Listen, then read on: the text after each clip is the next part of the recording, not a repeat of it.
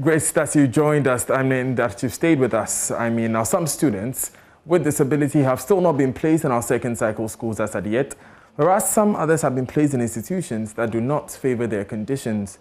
This situation is persistent despite the fact that deadline for placement is today.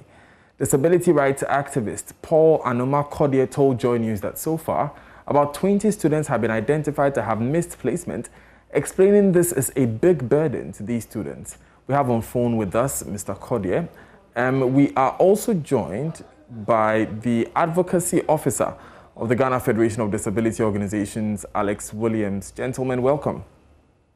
Thank you. Right, let me start with you, Mr. Kodie. Why is this the case, that some students have not been placed in senior high schools?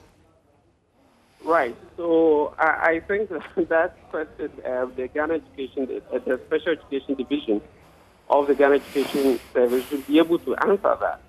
Because every year, the schools that visually impaired persons attend are clear. We know the schools. And so they do the placement. I mean, especially those who do not attend school for the blind, for example. So this year, we do not know. But so far as I'm concerned and following the event, people have been going there. I've been directing people, and people have been going there up and down. They've been given a lot of directions here and there. So I know the final decision or meeting was held last Friday, and they were supposed to be placed this week, only to realize that some of them have been placed in different institutions which are not inclusive, and some have also not been placed at all. How many students are we talking about? Right. So I know 20, and the 20, some of them are hearing impaired, so not all of them are visually impaired persons. So let me state on the fact that I don't know what has happened to the hearing impaired persons, but for the visually impaired persons, I can say for certain that some have not been placed and some have been placed in wrong schools, if I can put it that way. Have you received any sort of response from the Ghana Education Service? Yes. So today when we contacted the Special Education Division, they said they have done their part, and if they've not been placed, then the parents should now write a letter to the Deputy Director General in charge of quality and access, that's Dr. Sando, before any other decision can be taken. And I can also state on the fact that as we speak, some parents have written the letter, have taken it to the ministries, the office of Dr. Sando, and they've been turned away because they have no appointment. I'm telling you the fact that they've been turned away. I received it not more than 30 minutes ago. Everybody is doing all that they can to ensure that their child who is disabled gets a placement. And yes, today he sent the letter and he said he's been turned away because he has no appointment to meet him. So this is what we are talking about, that, I mean, they should rather be placed first, because as a visually impaired person, when you go, you have to familiarize yourself with the environment. Your colleagues have been in the school for more than 1 week and you are still home. And you become a bit frustrated. You don't know what to do. Mr. Kodie, just a moment. Let me go to Alexander Macaulay, who has joined us via Zoom. You are an advocacy officer. What's being done about this situation?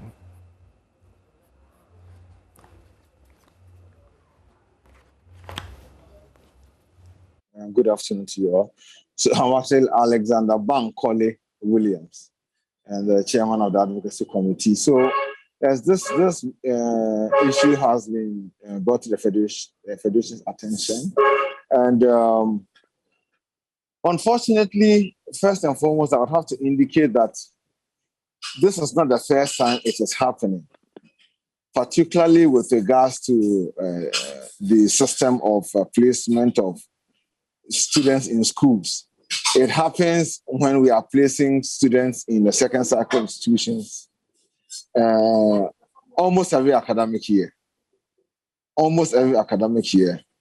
This happens, and we have in excess of about 60 students experiencing this situation. And just as Paul rightfully indicated, it is not just a bit frustrating. It's absolutely frustrating. It delays the student with disabilities opportunity to actually start learning. In some cases, they have a slower learning process. And so what is the Federation doing? The Federation is actually seeking to engage particularly the Special Education Division and the School Placement System team to have this remedied. What we have done in the past is to engage these teams and in some cases involve the Deputy Minister for Education, often responsible for secondary education.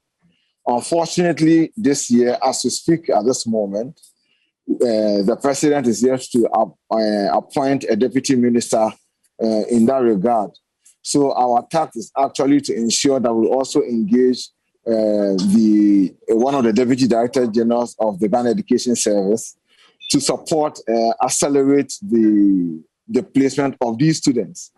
Because you see, there are several things that are involved in these students getting into school.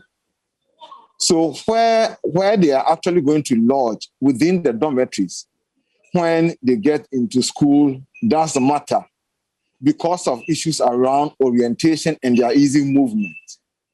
Where they're actually going to be in the classroom, again, also matters. So when you take the case of the visually impaired students, for instance, depending on the courses the individual is reading, they will need a space in different classrooms.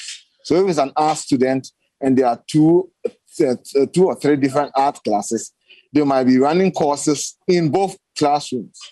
So their familiarization process and their sitting arrangements in the class, as well as the arrangement to actually support their note-taking and also getting about campus, are all factored into their getting on campus early enough.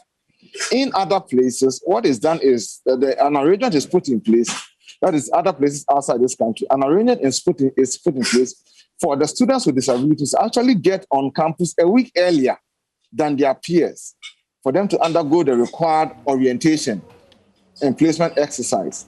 We do not know why, to date, the Ghana Education Service is aware that there are students that are drawn from the special schools that ought to be placed in specific. Mr. Williams, if you can hear me, is this not your failure as well? You are with the Ghana Federation of Disability Organizations.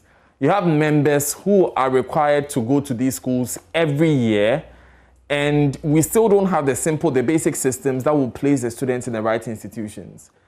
Is it really the fault of the GES? Is it not your failure as well? It is like you asking me if the failure of GES is not the failure of the media because the media did not talk about it. But in our case, it is not the case that we don't even talk about it. Every year it happens. Either the Federation itself or one of our member organizations actually take the bull by the horn to approach the appropriate institutions to raise these issues.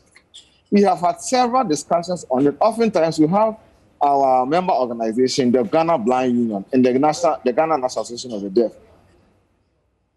Right, but I'm asking because you mentioned once again that this year these engagements have not taken place. Listening to you, you mentioned that you have not spoken to a deputy minister because there isn't one, and you are planning to speak to one of the deputy directors of the Ghana Education Service.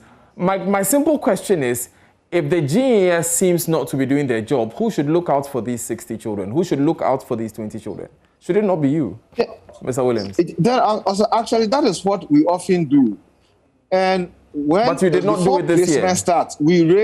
Before placement starts, we raise the issues. Now, you will never know, and you are told that, oh, this year we have done it, or we will deal with it. And you never know it has not been done until placement is done.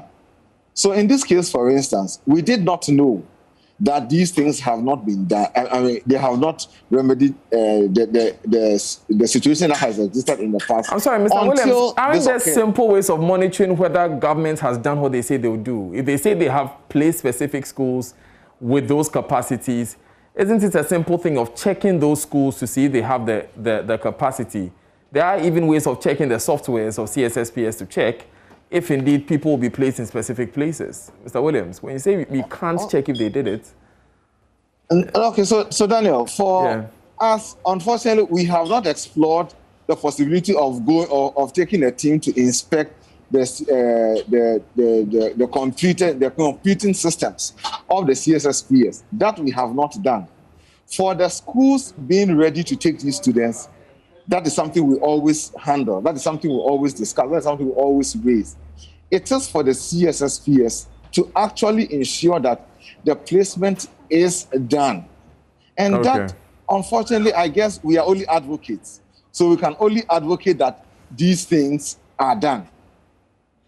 Mr. Williams, thank you so much for joining us this afternoon. Let me take a final word from Paul on the other line. Paul, what do you make of the current situation? Is it really thinkable that we should have waited till now to have this conversation? I think it is very sad it has happened, and we've waited till now. But like we were asking Alex, I think that, first of all, the Special Education Division of the Ghana Education Service should be up and doing. I mean, they are there for our sake. They are there because of special persons that will be coming to them, and they are supposed to ensure that these people are placed.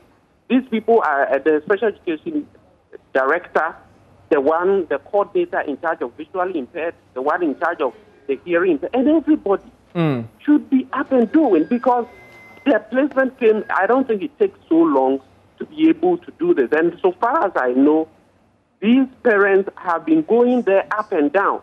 And sometimes you go there, they don't meet them, and you are asked to come another time, frustrating their children. It's a very worrying situation. Thank you very much, sir, for joining us on this one. We will definitely be following up on it.